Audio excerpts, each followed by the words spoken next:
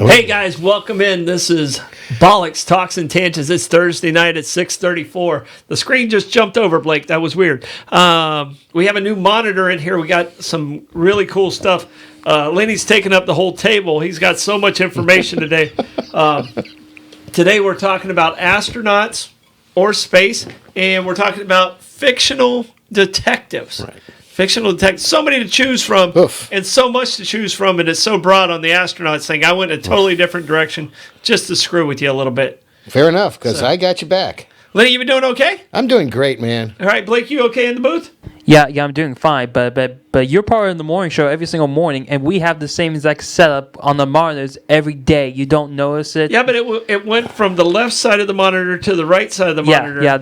Yeah, the right side of the monitor means that this is what's actually going out to the public right now. Oh, okay. All right. So what we say, oh, man, why didn't you tell me how to booger? So we got some fun stuff today. Yeah. But first thing we have to do, we have to go over our sponsors. Our sponsors are St. Augustine Distillery and City Gate Spirits. These guys do an amazing job. Matter of fact, we're drinking today. We're drinking the Saint. And I got to bring the bottle in. Because we're drinking the Saint Lenny, and it is yummy. It is good. It is a small batch, and it's batch 22B, made in the summer, and this is bottle 196 of 1350. So we did some math on it, and I guess they only made 6 barrels of this. Right, between 200 and 250 bottles a barrel. Yeah. So they only made like 6 barrels of this, so that's pretty impressive, and it's good stuff. And it's delicious. It is good stuff, sir. Cheers. So, Mr. Blake? Blake's got his Gatorade in there somewhere. Yep. No, I'm actually drinking water. Sponsor we need to get, Blake. All right, Ooh. But these guys have the best tours, best tasting tours around. City Gates right there on Sponsor Row. Mm-hmm. I mean, we have a Sponsor Row. How cool is our show that we have a sponsor row? And they actually line up for the most part. Yeah, they're in a row. They're right in a row. The other one on sponsor row is Meehan's Irish Pub. You know I love me my Meehans. Reggie, welcome back. I think Reggie got back from a little mini vacay. Okay, good. So I reached out to him. That's guess good. What? That means you're having to go back to work there, Reg. Explains why I didn't hear from him. But Meehan's has 3 bars in one. They have Johnny's Oyster Bar upstairs. Great view if you walk out on the deck. They have the pub inside where Meehan's Irish Pub. That's where you got to be sitting belly up there. And then they got the backyard where they play live music. You got Humble and Kelly and Bryce and those guys in the back. And that's year round, by the way, because they have fire tables, they have fire pits, fire tables. They're rain or shine year round. Just a great atmosphere there at Meehan's. All right, staying on sponsor row, we got St. Augustine Pirate Museum. Cindy Stalvey and that crew over there. They also run the Colonial Quarter, which has amazing live music. And they do an incredible job. But the St. Augustine Pirate Museum has over 800 original artifacts in that museum, and they just do an amazing job, interactive job. You can get private tours. You get through the tour, and then they have an amazing gift shop. Feel free to mention we mentioned you on Bollox Talks and Tangents. You heard it on Bollox. All right. River and Fort. These guys came into town and just took over that corner and did an amazing job, revitalized that entire area there. River and Fort, if you don't know where it is, it's close to the river and close to the fort. It's beautiful build out. Locked right between the Pirate Museum and Meehan's. Okay, staying on sponsor row.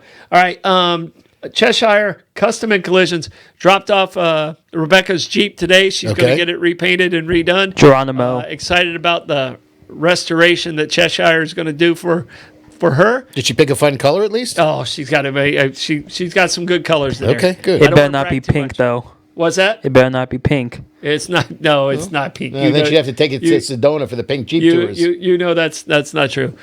She's got a really cool antique Cherokee. Oh, really cool. Nice. All right, Abare, Kresge and Associates. These guys, I can't say enough about them. They keep all my beans in line. They're my bean counters. Best accountants in town.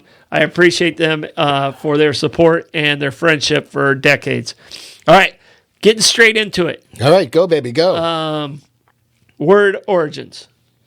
All right. A friend of mine texted me, and I think he was trying to say open sesame, but he said open says me. Yeah. All right. And I think he thought that that's what that word origin was. Actually, I've come to believe that that's what it is, and people presume it's open sesame, as in sesame seed. Well, because my friend sent that to me, right? You look. I was like, I have to check and see the word origin. It's not open sesame. It's not open sesame. No, it's not open sesame. Right. It came from Alibaba and the 40 Thieves. Right. All right. Okay. And it's open sim, and it got totally screwed up several different ways, and it somehow ended up being open sesame. There must have been a lot. Most people think it's what you said is open sesame, and I think more people actually lead to sesame than says me. Yeah, because I just saw that a couple of 3 weeks ago looking up something, and it was somebody said, I spent my whole life thinking it was open sesame, and now it's open says me. Yeah, and but apparently it's not. It's not. It is not. Okay, and there's a couple of different variations of it, but it came out of the story Alibaba and the 40 Thieves. And all I'm thinking is Tony Curtis going, I live in my father the sheik in the castle. And some very bad, very bad, very bad. So thank you for giving me my word origin. Word there origin. You go. So one of the most common phrases that we have today was caused by someone who is really bad or intentionally sabotaging at the game of telephone. Well, if you knew who Norm Crosby was, he'd be a lot of them. And spoonerisms, as a matter of fact. Spoonerism. Spoonerism. What's a spoonerism? A spoonerism is a mispronunciation. And there was a person named Spooner, and I don't know if he was a religious person, if he was a pastor, a preacher, or something like that. But this guy mispronounced everything, and his spoonerisms. I mean, he would juxtapose words and things like that, and they became very humorous. I'm from DeLand, so my enunciation's horrible. I'm from the ocean. The ocean. The land is next to the water. Okay. But not next to the ocean. No, the ocean is further away. It's near the lake. But our enunciation is not. We're not known for our enunciations in DeLand. Mm-hmm. And you've been to my trivia shows. And I have. I've been to DeLand, as a matter of fact. I have dyslexia, and so throw that in with bad enunciation and dyslexia. I can murder any word. I have. Yet you're an on-air talent, and you do webcasts, podcasts, radio. I spend a lot of time behind a microphone. God bless you. And it makes no sense whatsoever. Yeah. And I have the face for radio, and I'm still on camera, which is scary. That's it. So, hi, folks. Yeah. All right. What's your first word origin? My first word origin is dive bar. Dive bar. One of my favorite places in the world to be is a dive bar. Yeah, I love dive bars. I like dive bars very much so. I don't know if I've ever looked up that word, but I mean, I'm assuming I've taken a lot of dives in. Well, that's kind of it. That's kind of it. I mean, where it's knocked me down. Oh well, it's as long as you don't fall over, hit your head, and go boom. Yeah. There's two quasi-conflicting definitions. Sometimes someone hits my head, and then I go boom. Ow. Yeah. Ow. And what'd you say? I did. I think I was. The first one is sort of makes sense. That dive bars were sort of subterranean. They would be in basements or they'd be below grade, and you dove in to go there. Well, I was thinking in Boston. Like, in Boston, a lot of bars are down. Yeah. In cellars. Down in cellars. Yeah. And they're dark. But in the 1850s and later on, even into the 1900s, there was a concept of a dive bar, which was an illegal hitting place where you could go and get a drink real quick. And some of them were in houses, some of them were you in just stores, where you just dove in, got a cocktail, and do a dove back shot. out. Absolutely. Yeah. And that's where the dive bar came from. It was pretty wild that, you just They were literally like nip in, you get a nip and nip out. Like it would be behind the barber shop or something. Yep. Closets, doors, hidden doors. You just jump in there. Yep. Get a drink. People wonder, Throw a quarter on it was the right table. there. Where'd he go? And you pop back out again and you're smiling. Or right here. I just had to, relieve myself. So you would dive in, get a drink, and dive back out. And most of those places were all illegal, as opposed to, a subterranean dive bar just was, where to go. Okay. No, I don't think I've ever. I mean, I've spent a lot of time in dive bars. So I should know what it means. Some of the places I'm most So it's comfortable. just where you dive in, dive out. Yep. No one know they were actually there. Correct. As bars that no one really knew existed. And they were illegal. Exactly. Okay. They weren't licensed. I like it. Exactly. I like it. And a lot of them may have propagated during Prohibition as well. Yeah. When you were looking for the proverbial quick nip. Yeah. Yeah, that makes sense. Yeah. And we talk about this being the best laugh and learn show. I just learned something. Yeah. So at some point you got to make me laugh, Lynn. I will try. All right. I'm going to make you laugh because I went on a rant when I didn't want to tell you and Blake the other day. But when I figured this thing out, when we talk about the astronauts, I'm going, you got to be freaking kidding me. They were doing this. Mm-hmm. And once again, the Russians were keeping it secret for years and years because they didn't want anybody to know it. And I'll get to that when we get to the astronauts because I'm there's absolutely fascinated by it. Fascinated. So many different things out there that I don't think a lot of people understood that went with the space program and how it happened. All right, go ahead and give me. I'm going to do the second word origin. So you want me to go first? No, go because ahead. you have a feed in. I do. I have a tie into detectives. Yeah. You have a tie into detectives. All right. So my second word origin is the word very important to St. Augustine, a tourist. Okay. Okay. And I've been one. You've been one. You've worked in giving tours. I have. For years and years. And the word tourist actually got originated in like the late 1700s. When you went on vacation at that time, you went on a tour. Okay.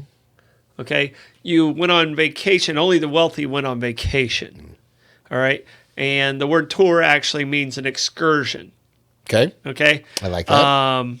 And the IST is one who does.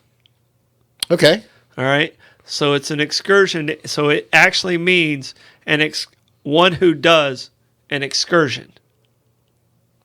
All right. Okay. But when you went on vacation, like if you were at where Flagler is right now, the Ponce Hotel, you paid for 3 months there.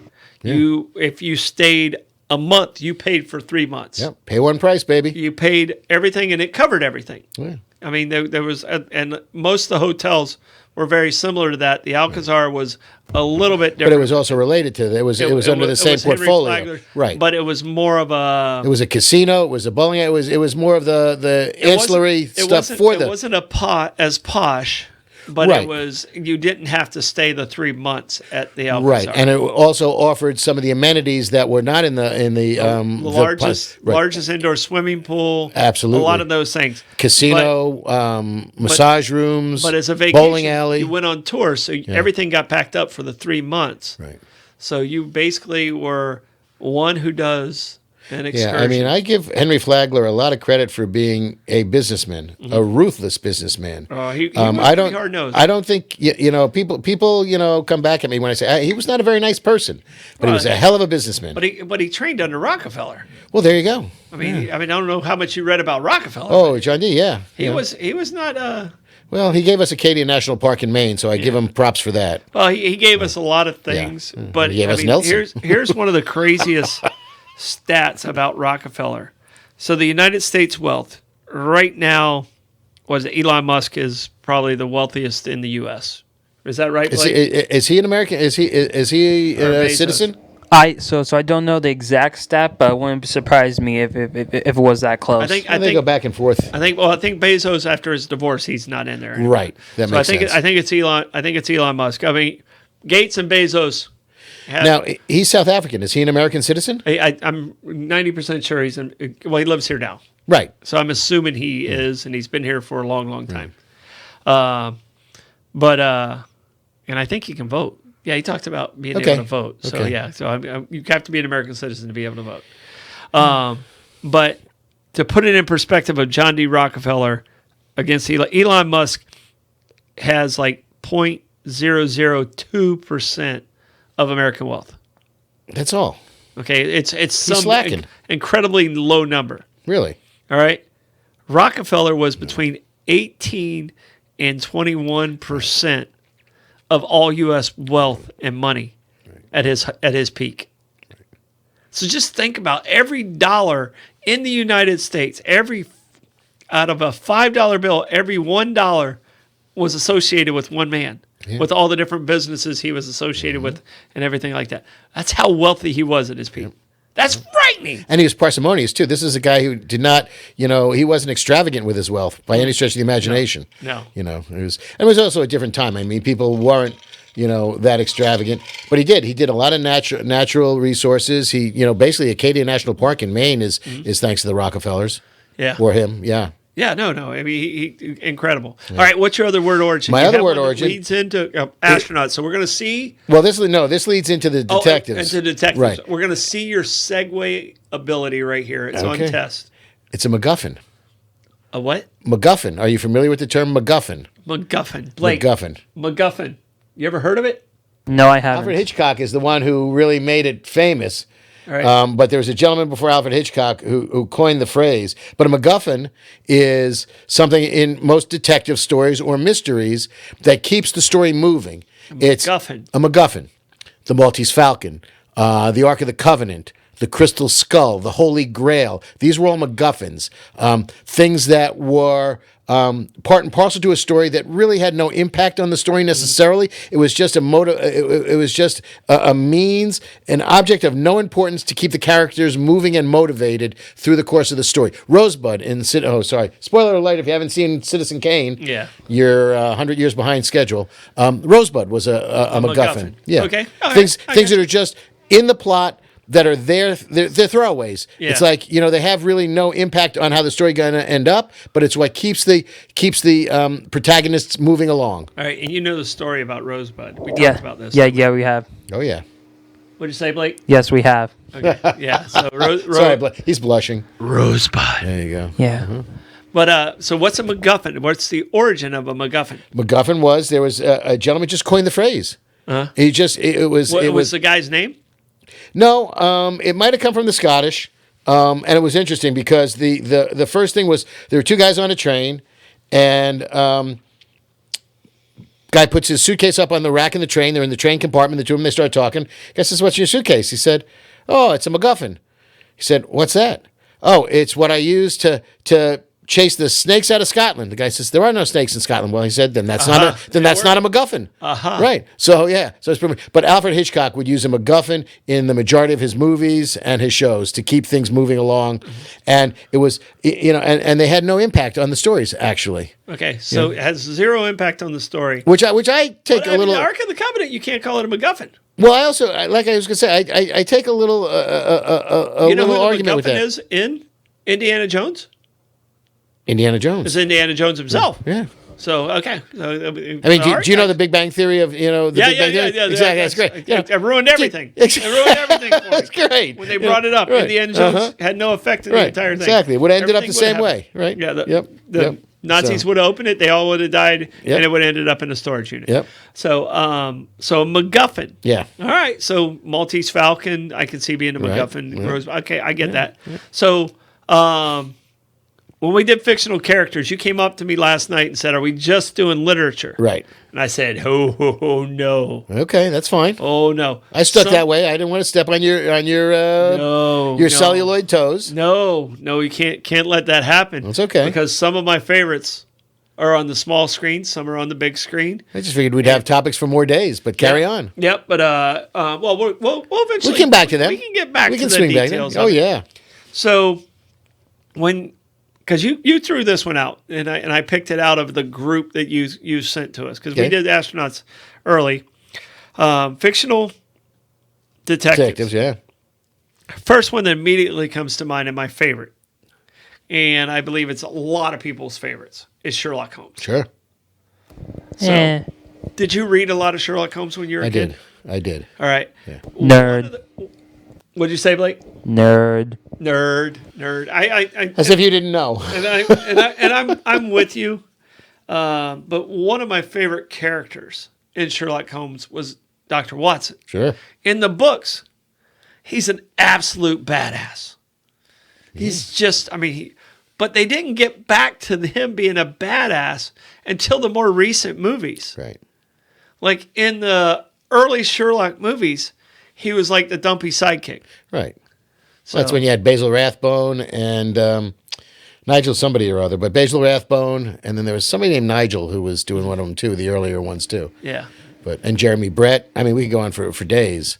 All right. So Sherlock Holmes to me is, when we say fictional, he's got to be on Mount Rushmore. He's probably the most recognizable detective name that people would think of. When you say, who's a detective, they're going Sherlock Holmes. Yeah. Mm-hmm. Yeah. So who's your favorite Sherlock Holmes? My favorite story? No, your favorite actor that's portrayed Sherlock Holmes. I like Jeremy Brett. Okay. I like Jeremy Brett. I mean, Benjamin Cumberbatch, but that got much too contemporary. Yeah. It got very contemporary, and you could throw in a good Robert Downey Jr. for laughs. See, that was fun. Really that was fun. Robert Downey Jr. Those were good stories. But he went off and he decided, okay, this Iron Man thing might take off. Yeah, he got a couple bucks out of that. This whole Iron Man thing, we'll see if it works out. But have you seen Enola Holmes? Oh, Millie Bobby Brown played Sherlock Holmes' sister as opposed to Mycroft. It was great. Yep, she was real good. Series. Yep. So I really enjoyed it. Yep. And I can tell you, but anything that comes out with Sherlock Holmes, I'm intrigued by it. Yeah. I try and watch it, and I think Cumberbatch has done an excellent job. But so that's the reason I watched. Basil Rathbone also might have played Sherlock Holmes at one point in time, which is just a fun name to say, by the way. Yeah. Basil Rathbone. It's a real life person. It sounds like a He's dead now. vegetable that was Yeah. put together. Yeah.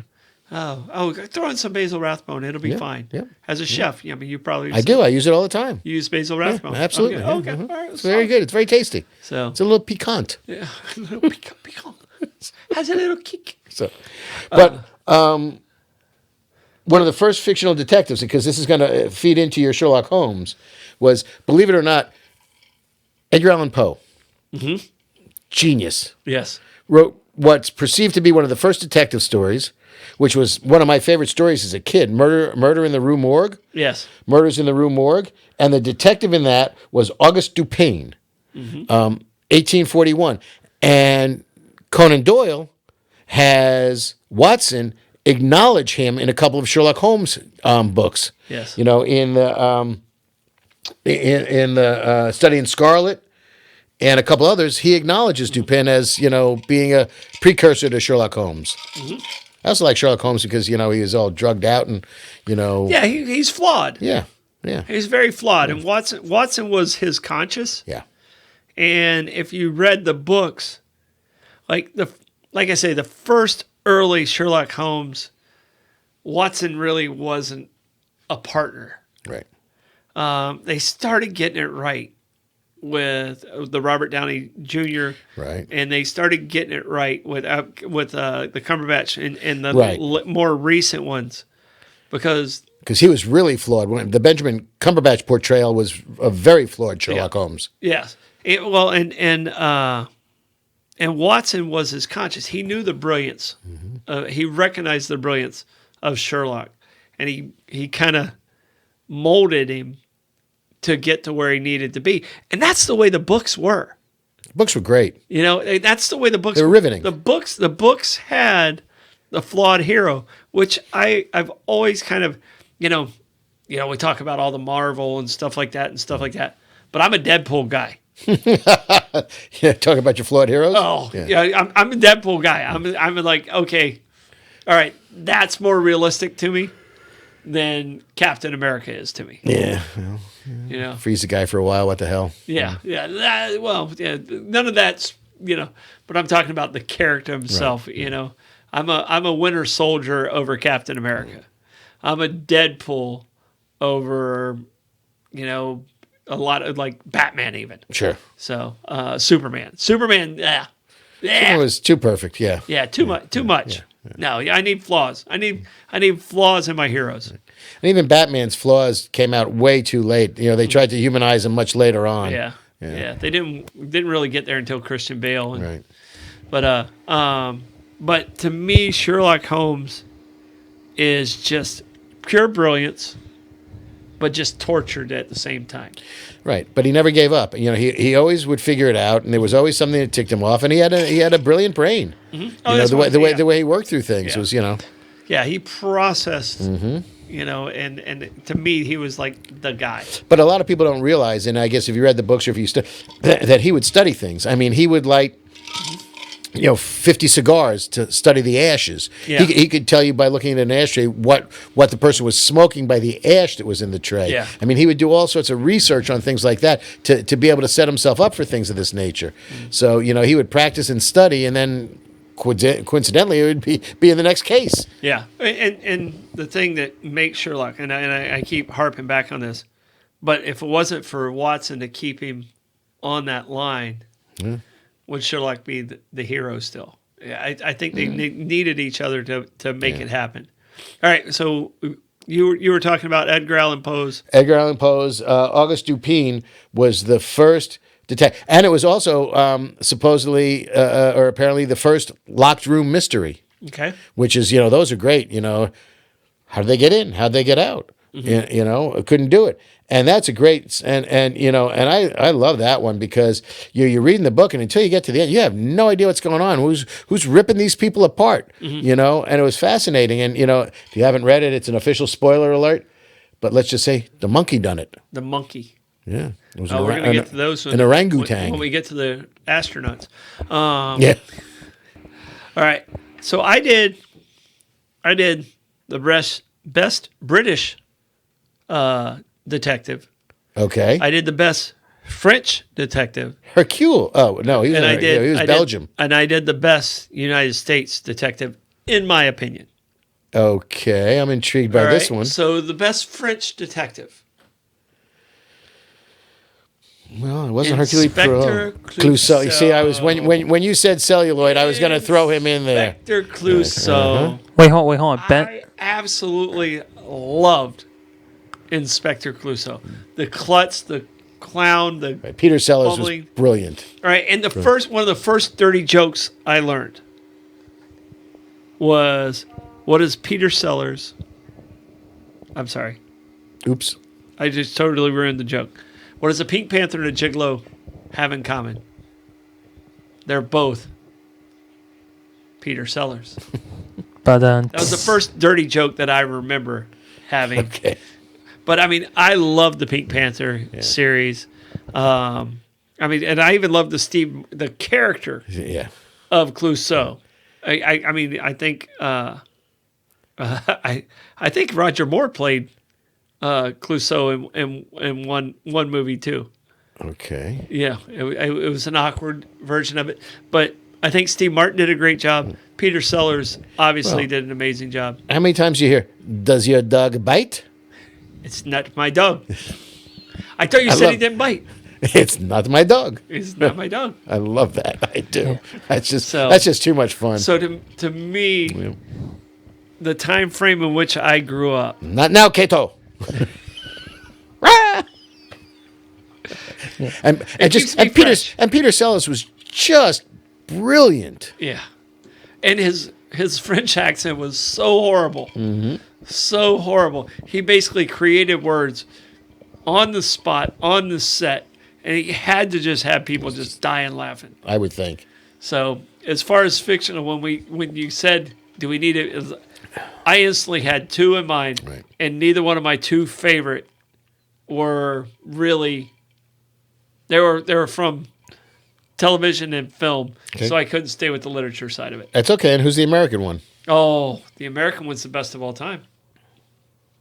You're wearing a shirt. Oh, I forget. Well, we talked about him. I lost my head. I lost my head. It's That's exactly obviously Magnum PI. Thomas Magnum. Mm-hmm. Navy SEAL. You know, people don't realize what a badass Thomas Magnum was. Well, to be fair, he can't be nothing less than badass with that mustache.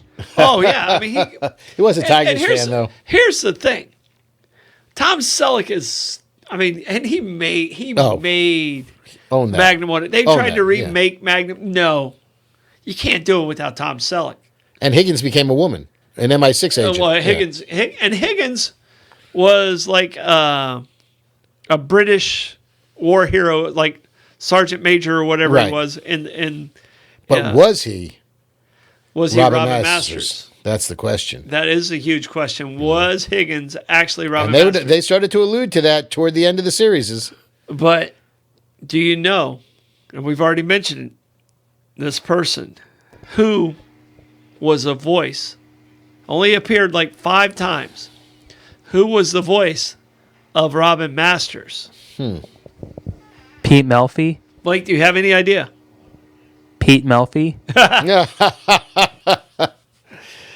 No, but I keep flashing back on Charlie. Rosebud. Orson Welles. Yes. Interesting. Okay. So we went Rosebud full circle. There you go. That's Robin Masters. Well, it's okay. Fair enough on that one. And what was Robert Masters' job? He was a rich guy. He wrote novels. He wrote detective novels. Mystery. He wrote mysteries. Right. Starring so all the full White circle, Knight. Right. All full circle to this moment. Right. Magnum PI has to be the winner. And when they redid the series contemporaneously, they got 2 or 3 years of it, and then it was on CBS, and then it moved to NBC. The guy that was playing Magnum at that point in time was, in theory, the role model for the White Knight that was the protagonist in the Robin Masters books in the reboot of the series. Got it. Yeah, but I like this crew. I like TC. I like Rick. I'm a big fan of Ice Pick. So, what was Rick's real first name? Orville. Very good. Absolutely. And Thomas Calvin. And what was Thomas Calvin? TC. Yeah. What was the name of the helicopter company? It was Island Hoppers. Very good. You were solid on the Magnum. I started to tell you. But you messed up on the Mac. I know. You messed up on the Mac. When I quizzed you, I was like, all right, the best episode of all time is when Thomas revenged his friend Mac. Right. The Navy guy, yeah. Yeah. When Ivan tried to blow him up in the car, and he ended up blowing up his friend Mac, and Magnum saw it.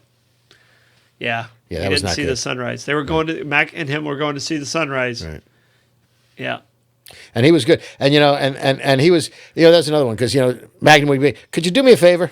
Yeah. And you bring him donuts. Right. At the risk of your career, could you do me a favor? Yeah. Just get this top secret stuff. He did that with all his friends. Absolutely. He did that with all his friends. Yeah. But he was always there if they needed him. Yep. So and Orville Rick. Mm-hmm. What was the name of the place he worked? And the King Kamehameha Club. Well, what was it? It was Rick's Cafe. It was a takeoff of Casablanca. Right. But he ran the King Kamehameha Club. Yep, he ran the King Kamehameha Club. Yeah. So my fictional character, because of just the time frame of where it's at, Magnum, my Mount Rushmore is I'll give you some perspective. Sherlock and Magnum have to be on there. When Magnum came out, it was the early 80s. Mm-hmm. I'm living in New York City. I'm cooking in restaurants. So, primetime television, there was no streaming. CBS, yeah. Yeah. I bought my first VCR because I enjoyed Magnum so much and Hill Street Blues that I bought a VCR. Oh, yeah. Hill Street Blues is big. Stephen Bochco, baby. Oh. I bought a VCR to tape Magnum and Hill Street Blues because I was working nights and I couldn't see it live and there was no rebroadcast of that stuff. So I bought a VCR to tape those shows so I wouldn't miss them. Yeah. And it was worth every VHA stuff. Who's your favorite character on Hill Street Blues? It was probably the Dennis Franz character, who wasn't Sipowicz then, I don't believe. Because Dennis Franz was on Hill Street Blues and NYPD Blues. Was NYPD yeah, Blue. NYPD. and he was a little nutsy in the first one. And then you had to like Joyce, Frank Furillo's first wife, but you also had to like Sorry, you're missing this one. what, Mick Belker? Belker. Well, it's because he growled a lot, and he bit people. He was bit people. He was the best. So what I like would Furillo. be, I like Captain Furillo too. Yeah. I mean, Frank. Furillo Yeah. was a cool dude. And then you had, all right, let's be safe out there. Yeah. The Sergeant. call out sergeant. Yeah. Yeah. He was a big guy too. But All right. those are good shows. So what other detective you have on your list? Well, I've got one that was a lot of fun. There's Walter Mosley wrote a series of books starring a detective or featuring a detective, Easy Rawlings. Okay. Ezekiel, I'm familiar with it. Ezekiel Easy Porterhouse Rawlings Yes. was a African American or a black man who was a World War II vet, served under Patton, and came home. He was from New Orleans originally because, believe it or not, there's a whole backstory and biography for this character that came through because there were something like 15 books or so, maybe a couple more, by Walter Mosley. And he ended up, after the war, settling in Watts in L.A. Okay. And didn't get a detective license until much later in his career of the series of books, but would go, and he was, for whether he got lured into it or the fact that he needed to do things because of what was making things right, he became a detective. And there was one movie. It was great books by Walter Mosley. But there's a book, and again, Denzel Washington does no wrong in many people's eyes when it comes to acting. Yeah. And he played Easy Rawlings in Devil in a Blue Dress. All right. And it's a really good movie. Denzel Washington. You remember St. Elsewhere? Yeah. If you go back and look, Howie Mandel and Denzel and Howie Mandel was a kick. Yeah. I mean, it was just a great show, and it was the ER. Yeah. Should write royalty checks to the guys who were in St. Elsewhere. And St. Elsewhere was, again, if I'm not mistaken, conflating that with one, that was the one with that's the one that ended up with the snow globe type of thing. That was the whole thing happened in the autistic child's mind. Yeah. So it was just, it's, and Julie and I we were actually talking about that yesterday. So, do we really exist? Are we, in Animal House when Donald Sutherland is in the bathtub and going, we're on somebody's thumbnail. That's how big. Yeah. It's like in Men in Black, you open the locker and then right, exactly. So so it kind of makes you wonder. Yeah. It gets a little spooky. That'll really get you wacky. All right. So there's so many to go through, and somebody threw out Dick Tracy in the comments. Interesting. Amazing, great comic strip that turned into Dick. Okay. Dick Tracy's a detective. You got to give him. He's got to be on the Mount Rushmore. 6-2 and even over and out. But Dick Tracy, he had a two-way wrist radio. Yeah. Talk about your Apple Watches. We have it right now. Absolutely. Yeah, he was. That's the thing that whacks me out. Way ahead of his game. So growing up, that really got me into mysteries and detective stories. Before I got into Sherlock Holmes, there was another group of guys that got me into it. Talking about the Hardy Boys? Yeah.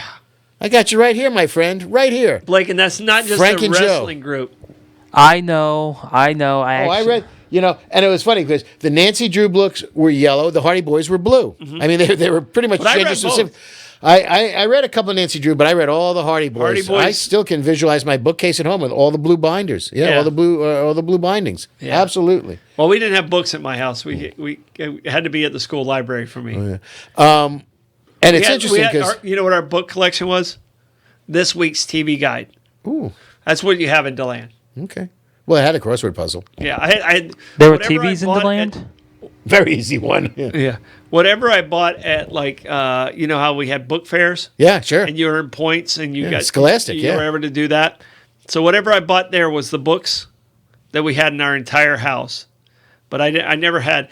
But Hardy Boys, I remember sitting at George Marks Elementary School reading the Hardy Boys. They were great. I loved them when I was a kid. These guys. And then they came out with the TV show with Parker Stevenson and Sean Cassidy. Yep.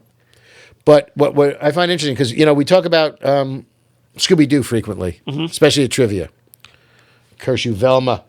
And what I find interesting is because if you look at Scooby Doo and all the antics they get into, the Hardy Boys were in the bell tower, the old mill. They kept ending up in the same places that Scooby Doo ended up.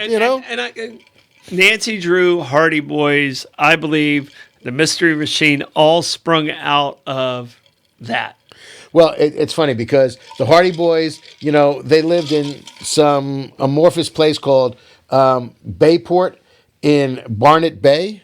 Mm-hmm. And somebody said, well, let's see. The Hardy Boys dealt with murder, drugs, racehorse napping, kidnapping, diamond smuggling, espionage, bank robbery. Said, what kind of town do these guys live in? Horrible city. Middle of podunk nowhere, Bayport, and they have all this horrible crime going on. Horrible city. Crime wave everywhere. Yeah. Take that, Gotham and Metropolis. Yeah, you ain't got nothing on the Hardy Boys. Nope. So, all right. So just to do a quick flash, what are some of the other ones that threw out? I mean, well, you got the whole Agatha Christie realm. You've got Hercule Poirot. That's actually a spoof of where Clouseau came from.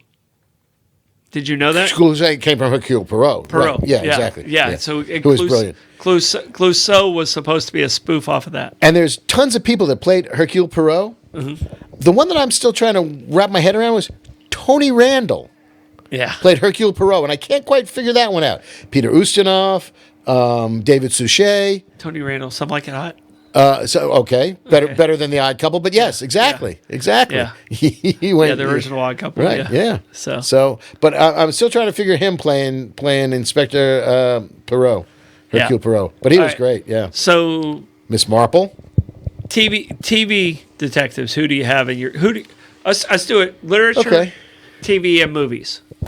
TV, because Sherlock goes across all of them. Yeah. Oh, absolutely. He's the one that hit all of them. Right. You got Mannix. You have, I don't know if you could say the Wild Wild West, but, James West and Artemis Gordon. Yeah. I used to love that show. See, that show was very similar to me to like Hogan's Heroes in the inventive nature of all their props and the things they created on their little train car and all the gadgets that... Gordon would create all the gadgets. He was the inventor. Yeah, it was some fun stuff, man. Yeah. But see, it was clever. See, I look at Robert Conrad as like the old school Tom Cruise, and I'm just not a fan. Man's pants couldn't have been tighter. Pants couldn't have been tighter. High-waisted. He was like 5'4". I mean, like they got Tom Cruise playing Jack Reacher, who's 6'5", and he has to stand he has to stand on a box for his leading lady, so they look like they're the same height. Sorry. Yeah. Tom Cruise should never be Jack Reacher. Yeah. James Conrad or Robert Conrad. But he got the girls. James West. Yeah.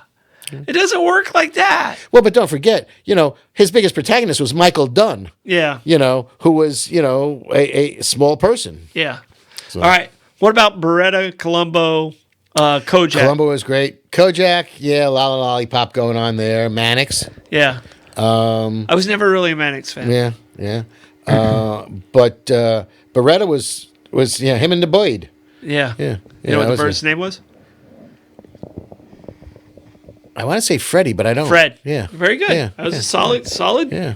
Wait, you should play trivia sometime. I'm going to work on that one day. I might be good at that. I'm not sure. All right, guess what? We got to go through some reads because we got some astronaut stuff we got to get to. I think we have some sponsors we need to thank for putting us on the air, though. What do you say about that? Definitely have to make sure we thank our sponsors, and we're gonna blast through these guys, but not because they're not important. It's just because we have so much fun. We're going to blast through them because we're going to blast off with our astronauts, That's Troy. Exactly it. Thank you for the seg. I'm with you, baby. All right, Abare, Kresge and Associates, best CPAs in town, without a doubt. Give them a call. If you think you're saving money by doing your own books and stuff like that, don't do it. You're losing money. Give these guys a call, Abare, Kresge and Associates. Cheshire Custom and Collisions. These guys just do an amazing job. They have the state-of-the-art paint booth. They do body work. They do everything you want to need done to a car. If you want to restore your car, bring that car you love back to life, these are the guys to take it to. River and Fort, this restaurant they have amazing whiskey selections. They have their wine list is great too, Troy. Their wine list is really well curated. The best view in town. I'm sure the people that went there for the fireworks Just absolutely loved Great it. show, by the way. Great show this year. Really, It was really good really show. very well done. Really good show. But go see these guys at River and Fort. Bob and Jeff over there, the owners of that place, just thank you for being in St. Augustine. Also, thank you for being in St. Augustine. Pat Croce, bringing the Pirate Museum from Key West up to St. Augustine. The St. Augustine Pirate Museum, best pirate collection in the entire world. Get over there. Go see it. It's worth your time and worth whatever pennies you got to throw at it to see it.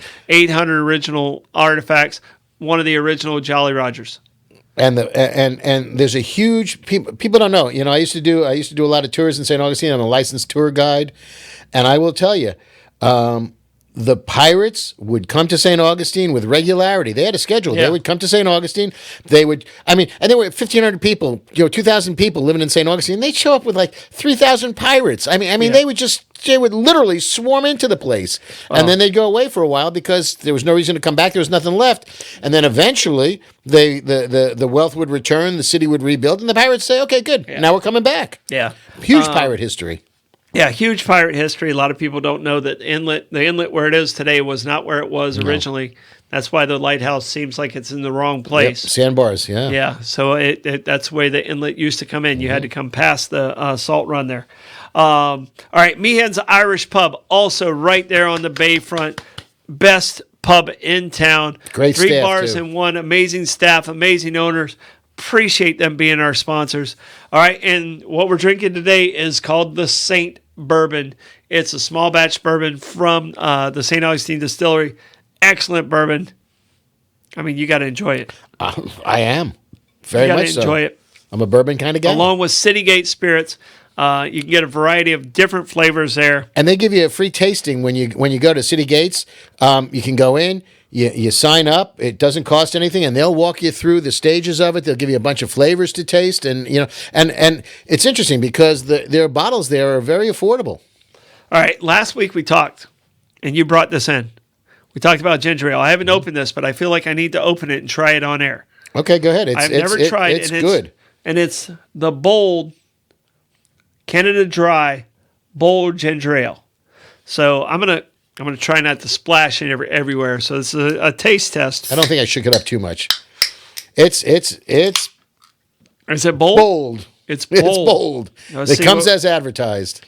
All right, and it's not over ice. No. That's which room, is it's yeah. room temperature. That's how I like to try my wines to see how they are. But yeah, Oh, I actually like that better. it's nice, right? Yeah. You get some real ginger flavor in there. Can you buy that in the store? Yeah. And they're in the nice little cocktail size cans. That might be my new. I'm just mix saying, with baby. Jameson. Yeah, that's why I gave it to you. I thought you would appreciate that. That's solid right there. I've got a dear friend of mine drinks these. He'll use the Bold Ginger Ale with a little Jim Beam and calls it a brown mumbler. Yeah. Because he has 2 of them and he starts to mumble. All right. And Bobby just mentioned a detective we might have left off. Okay. And I'm a little upset with ourselves that we forgot left it. it We off. forgot a good one, huh? Rockford. I'm ashamed of myself. Jim Rockford. I am ashamed of myself. Best thing he ever had was his little portable business card printer in his trunk of his car. First of all, the guy lived in a trailer in Malibu, Yeah. right on the beach. Yeah. The guy was, got the shit kicked out of him regularly. The poor guy got beat up more than Captain Kirk. Yeah. Still- I don't know if but- that's possible. It's close, I'm I telling don't you. know if that's possible. And he drove a Firebird. Oh, I was one of my Great favorite car. shows. Great car. You remember Shitty- Angel? Shitty house. His buddy Angel, who would Yeah. get him into more. He all he could do was just screw poor Rockford up. Yep. But I love the fact that whatever he wanted to do, he had this little a little business card printer. Yeah, and he would. he print would. whatever. Here, I'm with the. Exactly. I'm with the CIA. Yep. I'm with Yep. whatever it was. Yep. So- Still kind of mad you guys didn't say Detective Frank Drebin, though. Oh, No, we didn't. Naked Gun. No, we didn't. Yeah. Well, we didn't want to get associated with the co-star of that, so we kind of had to stay away from that one. But Frank was pretty awesome too. All right, it is time for astronauts. I went in a different direction. I got a table, baby. You have a lot of notes to get in 11 minutes. All right, then I want to start with the thing that fascinated me the most because I went mostly cosmonauts, and I saw something, so I started brokering into the women in space. Yeah. And the first woman in space was a woman by the name of Valentina Tereshkova. Okay. She was the first civilian in space, as a matter of fact, because she wasn't in the military. She was 26 years old, and the reason they chose her is the thing that fascinated me the most. She was an amateur parachutist, and she had done 126 parachute jumps. Okay. And the reason I find this fascinating is the thing that flipped me out of the most about this. When the first 6 and then hers, the Soyuz were coming down, they got about 4 miles, 5 miles above the ground, and they would eject, and they would parachute down themselves because the Soviets didn't believe the integrity of their capsule would keep the astronaut, or the cosmonaut in that case, alive when they landed. And when Yuri Gagarin, the first man in space in 1961, I didn't know this until last week. The guy ejected out of the spacecraft 4 or 5 miles up in space, and then popped his parachute, and he parachuted to the So ground. from about 20,000 feet, Yep. he parachuted. Yep. It was mind-boggling. And so did she. That's the reason they picked her, because she had done 128 parachute jumps. That's crazy. And I can tell you this, I didn't know it until right now. And that's the thing that amazed me. I was walking home, and we're walking back from the fireworks. Wait, did you know that? You're a big space guy. Did you know they parachuted? Yeah, I They think ejected. Okay, hold on. You go got ahead. this? Yeah. Can you talk into that mic? I don't remember the story off the top of my head, but definitely wouldn't surprise me. So I think this is like the first time that someone's gone into detail that I heard about. So thank you, Lenny, for telling me about this story. Yeah, because it was mind-boggling. He's a huge space guy. Yeah, and the Russians kept this a secret because they didn't want to be credited for an incomplete space trip. Because according to the You had to have the spaceship with you. yeah, it was to return. the Society of the. It sounds really great in French. It was the Society of Astronautical blah blah blah, but it sounds really fancy in French. And if you didn't land with the spacecraft, they weren't going to give you credit for it. So for the first 6 or 7 years, the Russians kept it quiet. They said, "Oh yeah, he landed. That's fine." They didn't say that they parachuted down, and that just blew my mind. That's it was crazy.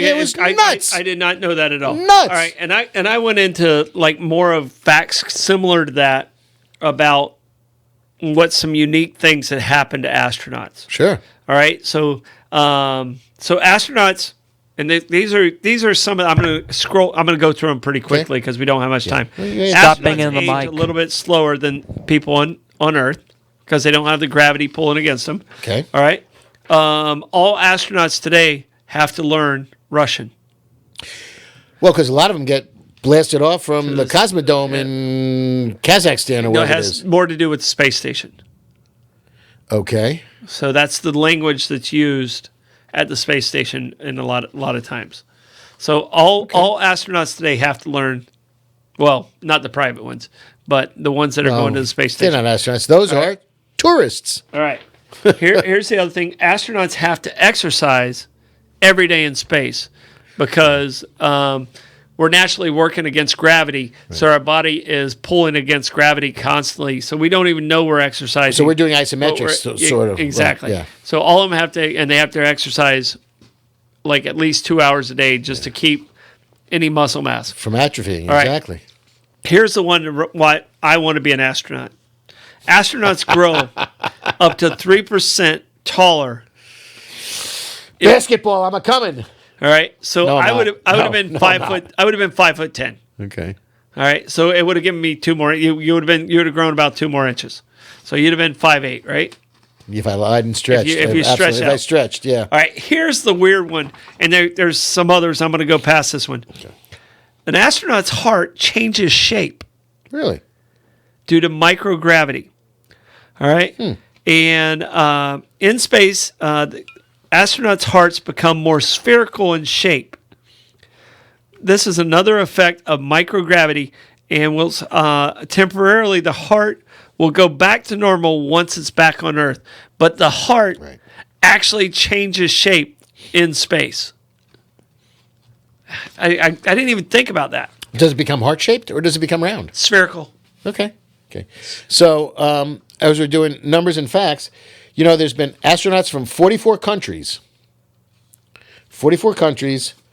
628 people have been in space, and this is as of May 22. So we're a year past that. And I'm not counting the tourists. I'm not counting the ones that went up and came down again. Yeah. 628 people went into space. 622 of them actually orbited the planet. Okay. So I find that interesting. 44 countries. First Asian in space was from Vietnam. Oh, okay. And by the way, I'm not sure, but I got to figure, and I think that there's difficulty in launching something that nobody's going to know about on the planet, because anything that goes up, somebody on the planet is paying attention to. They know. But I can't believe the Chinese haven't sent anybody up there yet. Well, I'm still questioning the whole aliens in Vegas thing. All right. I have three more facts. Good. Fact me, baby. All right. Astronauts' fingers fall off. Fingernails fall off. Interesting. Because their gloves are so compressed against them. Okay. Like when I go hiking, the compression, I lose my toenails when I go hiking because of the compression. Right. I didn't even think about astronauts. Their gloves have that so much compression on it, it makes their fingernails fall off. And it's very common in astronauts. Okay. They're going to lose their fingernails. All right, here's one that from 1986 to 2007, Okay. Russian cosmonauts carried shotguns in their capsules. So in case they accidentally landed in hostile areas, they had a shotgun with them. Well, I can see that, because I wouldn't be surprised if the United States astronauts had a pistol with them, All right. This is a trivia question I might ask, and you're going to have an advantage on this one. If you're on the space station, International Space Station, how many sunrises do you see a day? 2. 16. Ooh. Every 90 minutes. I got to write that down. Hold on 1 second. 16. Okay. Yeah. Every 90 seconds. Every 90 minutes. Every 90 minutes. Every Interesting. 90 minutes. Because it that's the continual fully orbits the Earth. Okay. So astronauts on board are treated to a sunrise and sunset every 45 minutes. 16. I don't know a lot of people are going to get that one at all. Yeah. But I will. Yep. Now. Sorry, Blake, we're winning again, baby. It's interesting because I did women. So I did Valentina Tereshkova because she impressed the daylights out of me. 26-year-old woman. She was non-military. When she went up, they gave her the rank of lieutenant. When she was in space, they promoted her to captain. She eventually became a colonel and then became a politician. When she was in space, she was up for just under 70 hours. Solo. The woman went up. She was by herself. I would say she was shitting her pants. And I'm pretty sure she was, because she said, Are we talking about the astronaut who went to try and kill somebody? No, not the one from wore Houston the in the diaper. diapers? No. Okay, This is the legit woman. 20 years between the first woman in space and the first American woman in space, Sally Ride. There's 20 years. Wow. It was just the 40th anniversary of Sally Ride going into space. And at the Reagan Library in Simi Valley in California, they just unveiled a statue of Sally Ride. She was an astrophysicist. Brilliant woman, brilliant role model. Thing that I get wacky about, when they sent Valentina Tereshkova and the Russians went up, you know what they put them on top of? An ICBM. An intercontinental ballistic missile was what they used to launch their capsules. Oh, wow. Yeah. And her 70 hours was more than the total of the United States astronauts at the time. She beat them badly. The woman was fascinating. And so, and the thing that I really got a kick out of, you'll appreciate this. So Yuri Gagarin, the first man in space, gets out, and they drive you in a bus out to where they're going to blow you up and send you up there. So he gets off the bus, and what does he do? He whips it out and he pisses on the tire of the bus. Great. Yeah. Couple years later, She did the same thing. she did the exact same thing.